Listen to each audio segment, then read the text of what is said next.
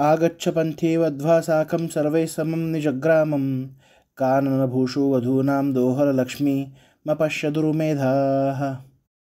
उरुमेधा म्हणजे महामती असणारे व्यंकटनाथ, वध्वा साकं म्हणजे आपल्या पत्नीसह, सर्वैही सर्व बंधून, समम सह, निजग्रामम आपल्या गावी, आगच्छन येत असताना, पथी म्हणजे काननभूषू म्हणजे वनप्रदेशामध्ये, वधूनाम म्हणजे स्त्रियांच्या, दोहललक्ष्मीही म्हणजे दोहल म्हणजे वृक्षांना फुले येण्याचा काळ, त्याची लक्ष्मी म्हणजे शोभा, अपश्यत पाहिली.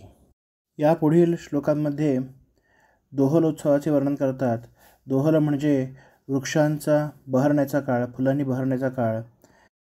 मेधावी असे व्यंकटनाथ विवाह संपवून आपल्या घरी येण्यासाठी निघाले. आपली पत्नी व आपले बंधुजन यांच्यासह ते येत होते. तेव्हा वनांमध्ये स्त्रियांमुळे अनेक वृक्ष त्यांना फुलांनी बहरताना दिसले. त्यालाच दोहलोत्सव असे म्हणतात. त्या दोहलाचे सौंदर्य व्यंकटनाथांनी पाहिले.